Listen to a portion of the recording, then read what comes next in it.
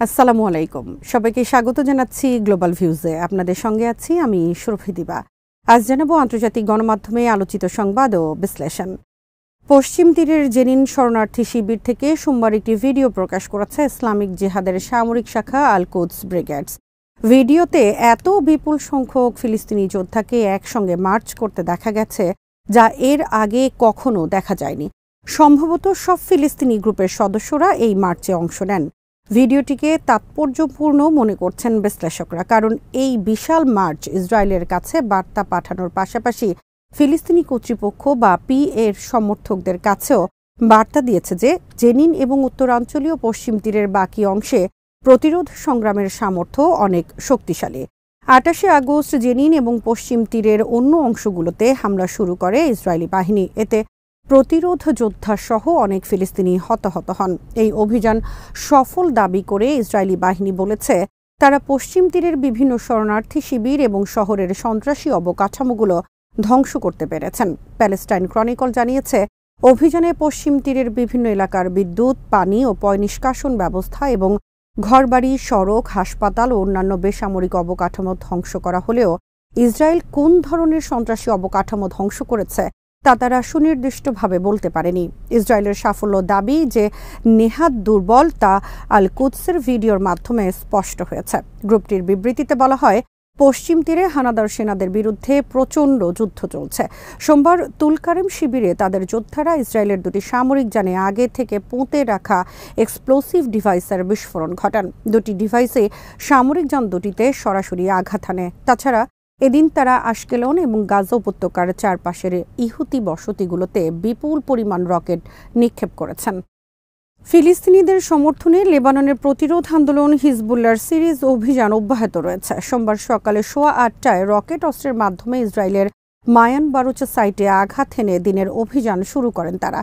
এরপর তাদের যোদ্ধারা অধিকৃত আক্কারশরাগা ব্যারাকে, এগুস ইউনিট 621 এবং গোলানি ব্রিগেডের সদর দপ্তরে এক ঝাঁক অ্যাটাক ড্রোনের মাধ্যমে আঘাত হানেন। এরপর ইসরায়েলের একটি বিমানে হামলা চালায় হিজবুল্লাহর আকাশ প্রতিরক্ষা unit. Surface two air missile হামলার পর বিমানটি লেবাননের আকাশ সীমা থেকে দ্রুত ইসরায়েলে পালিয়ে যায়। হিজবুল্লাহর বিবৃতিতে বলা হয়, এদিন ইয়ারা ব্যারাকের দক্ষিণে ইসরায়েলের ওয়েস্টার্ন ব্রিগেড কমান্ডের নবনির্মিত হেডকোয়ার্টার বিপুল পরিমাণ কাতিউষা রকেট ছোড়েন তারা। বেলা ১:২০টায় তারা মার্জ সাইটে আর্টিলারি হামলা চালান। এরপর তাদের দুটি এফপিডি অ্যাটাক ড্রোন জাল আল আলম সাইটে সরাসরি আঘাত হানে। বিকাল ৪:৩০টায় একই সাইটের সরাসরি আঘাত হানে তাদের বেশ কয়েকটি আর্টিলারি শেল। এরপর হিজবুল্লাহর যোদ্ধারা হামলা করেন হাবুশিত সাইট, রামথা সাইটের নজরদারি সরঞ্জাম ও মেতুলা সাইটে মোতায়েন শত্রু সেনাদের ওপর। রকেট ও নাম প্রকাশ না করা অস্ত্রের মাধ্যমে চালানো এসব হামলা লক্ষ্যবস্তুতে সরাসরি আঘাত হানে। সোমবার উত্তর ইসরায়েলের বেশ কয়েকটি ইহুদি বসতি এবং সামরিক ঘাঁটিতে হামলার ফুটেজও প্রকাশ করে হিজবুল্লাহ। ইসরায়েলি মিডিয়ার খবর অনুযায়ী সোমবার শলোমি লিমান, এভরোন, হানিতা, বেতজেত, গেশের হাজিভ, শার, নাহারিয়া, বেন আমি ও শাভেই জিওনে বিরামহীনভাবে হামলার সাইরেন বেজেছে।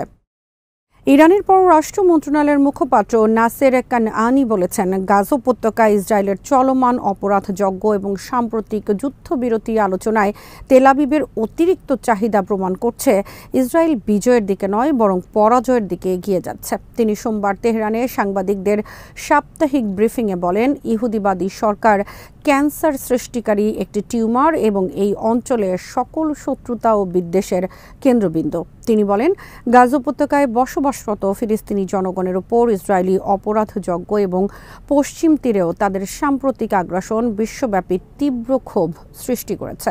ফিলিস্তিনি জনগণের প্রতি ইরানের নৈতিক, মানবিক ও আইনি সমর্থন পুনর্ব্যক্ত করে কানআনি বলেন, তেল আবিব যে কোনো ঘটনার জন্য ইরানকে দায়ী করার যে চেষ্টা করছে তা নিঃসন্দেহে বাগড়ম্বর এবং বাস্তবতা লুকিয়ে রাখার বেপরোয়া প্রচেষ্টা ছাড়া আর কিছুই নয়। তিনি সিরিয়ার বেশ কয়েকটি সামরিক স্থাপনায় ইসরায়েলি বাহিনীর রোববারের বিমান ও ক্ষেপণাস্ত্র হামলার তীব্র নিন্দা জানান। এদিকে ইরানের নৌবাহিনীর কমান্ডার রিয়ার অ্যাডমিরাল শাহরাম ইরানি বলেছেন, সামরিক দিক দিয়ে তার দেশ এতটা শক্তিশালী অবস্থানে পৌঁছেছে যে তার পক্ষে যে কোনো ধরনের আগ্রাসন প্রতিহত করা সম্ভব। সোমবার তেহরানে সেনাবাহিনীর একটি প্রশিক্ষণ কেন্দ্র পরিদর্শনে গিয়ে তিনি বলেন, বর্তমানে আমাদের শক্তি ও ইসলামী শাসন ব্যবস্থার সম্মান অন্য কোনো সময়ের সঙ্গেই তুলনাযোগ্য নয়। তিনি বলেন, সশস্ত্র বাহিনীর পৃষ্ঠপোষকতায় ইরানের শাসন ব্যবস্থা এখন পারস্য উপসাগরে কোনো আঞ্চলিক বা বহির্শক্তিকে প্রতিহত করতে ভয় পায় না। এমন সময় শাহরাম ইরানি এই মন্তব্য করলেন যখন রাশিয়া ইরানকে গুরুত্বপূর্ণ অংশীদারের মর্যাদা দিয়েছে বলে জানিয়েছেন ক্রেমলিনের মুখপাত্র দিমিত্রি পেসকভ। সোমবার তিনি বলেন, ইরান আমাদের গুরুত্বপূর্ণ অংশীদার। আমরা আমাদের বাণিজ্য ও অর্থনৈতিক সম্পর্ক জোরদার করেছি। সবচেয়ে স্পর্শকাতর ক্ষেপণাস্ত্রগুলো সহ সম্ভাব্য সব বিষয়ে আমাদের সহযোগিতা ও সংলাপ জোরদার করা হয়েছে। তুরস্কের প্রেসিডেন্ট রিসেপ তাইব এরদোয়ান অধিকৃত আল কুদস রক্ষায় কাল বিলম্ব না করে মুসলিম বিশ্বের নেতাদের নিয়ে উচ্চ পর্যায়ের বৈঠক ডাকার জন্য ইসলামী সহযোগিতা সংস্থা বা ওআইসির প্রতি আহ্বান জানিয়েছেন।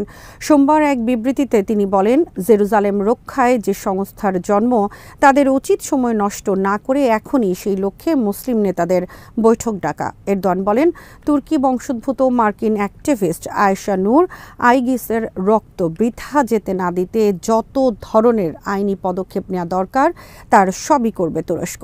হেগের আন্তর্জাতিক বিচার আদালতেও আবেদন করা হবে। 6 সেপ্টেম্বর পশ্চিম তীরের নাবলুসে অবৈধ ইসরায়েলি বসতি সম্প্রসারণের বিরুদ্ধে একটি প্রতিবাদী গণসমাবেশ হয়। ইসরায়েলের সেনা ও স্নাইপাররা সেখানে বিক্ষোভকারীদের উপর সরাসরি গুলি চালায়। স্নাইপারদের গুলি আয়েশা নূর আইগিসের মাথায় আঘাত করলে তিনি নিহত হন। এরদোয়ান সহ বিশ্বের প্রায় সব দেশ ও আন্তর্জাতিক সংস্থা এই হত্যাকাণ্ডের তীব্র নিন্দা জানিয়ে ইসরায়েলের কঠোর সমালোচনা করে। এর আগে 28 আগস্ট পশ্চিম তীরে 2 দশকের মধ্যে সবচেয়ে বড় সামরিক অভিযান শুরু করে ইসরায়েল। 26 ও 27 আগস্ট কট্টর ইহুদি মন্ত্রীরা পবিত্র মসজিদ আল আকসায় ইহুদিদের উপাসনালয় সিনাগগ নির্মাণ এবং মসজিদে অনুপ্রবেশ ও দখলের কাজে অর্থ বরাদ্দের ঘোষণা দেয়। গাজার নিরীহ জনগণের বিরুদ্ধে জাতিগত শুদ্ধি অভিযান বন্ধ করতে ইসরায়েলকে বাধ্য করার জন্য আন্তর্জাতিক সমাজের প্রতি আহ্বান জানিয়েছে হামাস। সংগঠনটি বলেছে, এই আগ্রাসনের ফলে ব্যাপক ধ্বংসযজ্ঞ ছাড়াও গাজার লাখ লাখ শিক্ষার্থীর লেখাপড়া ধ্বংস হয়ে যাচ্ছে। হামাস সোমবার এক বিবৃতিতে বলেছে, গাজার স্কুল শিক্ষার্থীরা দ্বিতীয় বছরের মতো লেখাপড়ার সুযোগ থেকে বঞ্চিত হচ্ছে। 6,30,000 শিক্ষার্থীর শিক্ষার অধিকার কেড়ে নেয়া সকল আন্তর্জাতিক আইনের সুস্পষ্ট লঙ্ঘন। কাজেই জাতিসংঘের নেতৃত্বাধীন আন্তর্জাতিক সমাজের উচিত অবিলম্বে ইসরায়েলি অপরাধযজ্ঞ বন্ধ করার ব্যবস্থা করা। হামাস বলেছে, ইসরায়েলি গণহত্যা আমাদের জনগণের প্রতিরোধকামী মানসিকতায় ফাটল ধরাতে বা তাদের পরিচয় মুছে ফেলতে কিংবা তাদের জাতীয় অধিকার কেড়ে নিতে পারবে না। বিবৃতিতে আরও বলা হয়, গাজার স্কুল সহ অন্যান্য শিক্ষা প্রতিষ্ঠানের বিরুদ্ধে ইসরায়েলি যুদ্ধ আমাদের শিশুদের ফিলিস্তিনি পরিচয় মুছে ফেলতে পারবে না এবং এই অপরাধযজ্ঞ ফিলিস্তিনি জনগণের প্রতিরোধকামী মানসিকতাকে আরও শক্তিশালী করবে। ইসরায়েলি সংবাদ মাধ্যম ইয়েদিওথ আহরোনথ জানিয়েছে, পশ্চিম তীরকে ইসরায়েলের সঙ্গে সংযুক্ত করার পরিকল্পনা বাস্তবায়নে মরিয়া হয়ে এগোচ্ছেন দেশটির অর্থমন্ত্রী বেজালেল স্মোট্রিচ। খবরে বলা হয়, তিনি তার মন্ত্রণালয়কে এই পরিকল্পনা বাস্তবায়নের কাজে সর্বোচ্চ ব্যবহার করছেন। এর পেছনে বিপুল অর্থ বরাদ্দের পরিকল্পনা রয়েছে তার। প্রতিবেদন অনুসারে বেজালেল মূলত 2017 সাল থেকেই এই পরিকল্পনায় হাত দিয়েছেন। এর অংশ হিসেবে তিনি ফিলিস্তিনি কর্তৃপক্ষের পতন এবং একটি ফিলিস্তিনি রাষ্ট্র প্রতিষ্ঠা রোধে সর্বোচ্চ চেষ্টা চালিয়ে যাচ্ছেন। তিনি চাচ্ছেন জর্ডান নদী এবং ভূমধ্যসাগরের মাঝামাঝি ভূখণ্ডে বসবাসকারী 70 লাখ ফিলিস্তিনিকে এমন একটি পরিস্থিতির সামনে দাঁড় করিয়ে দেয়া যাতে তারা হয় যুদ্ধে মারা যাবেন, না হয় অন্য দেশে চলে যাবেন কিংবা চিরকালের জন্য দ্বিতীয় শ্রেণীর নাগরিক হিসেবে ইসরায়েলি প্রশাসনের অধীনে তাদের বসবাস করতে হয়। আল জাজিরা মঙ্গলবার জানিয়েছে, দক্ষিণ গাজার খান ইউনিসে আলা মাওয়াসি শরণার্থী শিবিরে তাঁবুতে আশ্রয় নেওয়া ফিলিস্তিনিদের উপর ইসরায়েলি হামলায় অন্তত 40 জন নিহত হয়েছেন, আহত হয়েছেন 60 জন। তেল আবিবের দাবি, হামাসের কমান্ড সেন্টার লক্ষ্য করে এই হামলা চালানো হয়। সোমবার গাজা সিটির পশ্চিমাঞ্চলে আবাসিক ভবনে ইসরায়েলি বোমা হামলায় আরও 5 জন নিহত হন। ইসরায়েলি বাহিনীর বিরুদ্ধে জাতিসংঘের কর্মীদের আটক, হুমকি এবং গাড়ি ভাঙচুরের অভিযোগ উঠেছে। এ অবস্থায় গাজার উত্তরাঞ্চলে পোলিও টিকার কার্যক্রম অনিশ্চিত হয়ে পড়েছে বলে জানিয়েছে সংস্থাটি। গাজার স্বাস্থ্য মন্ত্রণালয় বলেছে, গত বছরের ৭ই অক্টোবর গাজা ইসরায়েলি হামলা শুরুর পর সোমবার পর্যন্ত অন্তত ৪০,৯৮৮ জন ফিলিস্তিনির মৃত্যু হয়েছে, যাদের ৭০% শিশু ও নারী। ভারতের উত্তর পূর্বাঞ্চলীয় মণিপুর রাজ্যে হিন্দু সংখ্যাগরিষ্ঠ মেইতেই সম্প্রদায়ের সঙ্গে খ্রিস্টান সংখ্যাগরিষ্ঠ কুকি সম্প্রদায়ের সংঘাত তীব্র আকার ধারণ করেছে। সোমবার রাজ্যের থাউবাল জেলায় অবস্থিত রাজভবনে হামলা চালিয়েছেন বিক্ষুব্ধ শিক্ষার্থীরা। তারা রাজভবনের উপর টাঙানো ভারতের পতাকা নামিয়ে সেখানে একটি 7 রঙা পতাকা স্থাপন করেন। পতাকা প্রতিস্থাপনের এই দৃশ্য সামাজিক মাধ্যমে ভাইরাল হয়েছে। ভিডিওতে দেখা যায় প্রতিবাদী ছাত্ররা থাউবালে ডেপুটি কমিশনারের অফিসেও হামলা চালান। ভারতীয় মিডিয়া বলছে সোমবারের এই বিক্ষোভ অন্য দিনগুলোর তুলনায় অনেক বেশি তীব্র ছিল। দিনের শুরুতে বিভিন্ন স্কুল ও কলেজের শিক্ষার্থীরা রাজ্যের নিরাপত্তা ব্যবস্থাপনায় উল্লেখযোগ্য পরিবর্তনের দাবিতে রাজধানী ইম্ফলের রাস্তায় নেমে আসেন। এ সময় রাজ্যের বর্তমান নিরাপত্তা উপদেষ্টাকে অপসারণ এবং ইউনিফাইড কমান্ডের দায়িত্ব রাজ্য সরকারের কাছে হস্তান্তর করার দাবি জানান তারা। পাশাপাশি তারা আধা সামরিক বাহিনী প্রত্যাহার সহ 50 জন বিধায়কেরও পদত্যাগ দাবি করেন। মণিপুরে এবারের সংঘাতের ধরন আলাদা। রাজ্যে ড্রোন, রকেট, অত্যাধুনিক রাইফেল ও গ্রেনেডের এমন ব্যবহার আগে দেখা যায়নি। নতুন সহিংসতায় অন্তত 10 জন মারা গেছেন। সোমবার প্রাণ হারান 3 জন, এর মধ্যে কুকি সম্প্রদায়ের 1 জন নারী এবং 1 জন সাবেক সেনা কর্মকর্তা রয়েছেন। সোমবার সকালের দিকে মণিপুরের একটি বাফার জোনে নিজের গাড়ির ভেতর থেকে ওই সেনা কর্মকর্তার লাশ উদ্ধার করা হয়।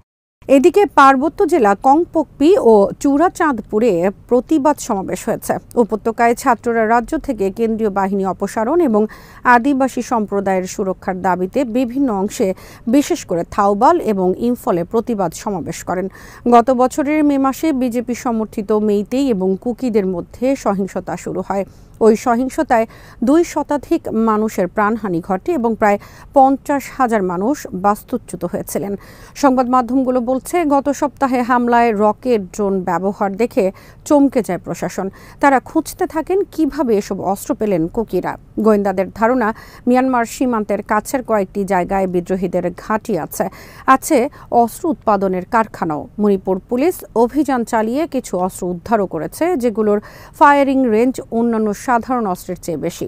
শুক্রবার নতুন করে সহিংসতা শুরু হওয়ায় রাজ্যটির নির্দিষ্ট অংশে শিক্ষা প্রতিষ্ঠান বন্ধ করে দেওয়া হয়েছে। বন্ধ রয়েছে বেসরকারি প্রতিষ্ঠানও। পরিস্থিতি নিয়ন্ত্রণে মঙ্গলবার ইম্ফল ইস্ট, ইম্ফল ওয়েস্ট ও থুবাল জেলায় কারফিউ জারি করা হয়।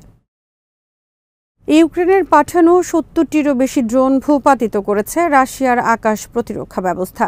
রাশিয়া বলছে সোমবার রাত থেকে মঙ্গলবার ভোর পর্যন্ত এসব ড্রোন ভূপাতিত করা হয়।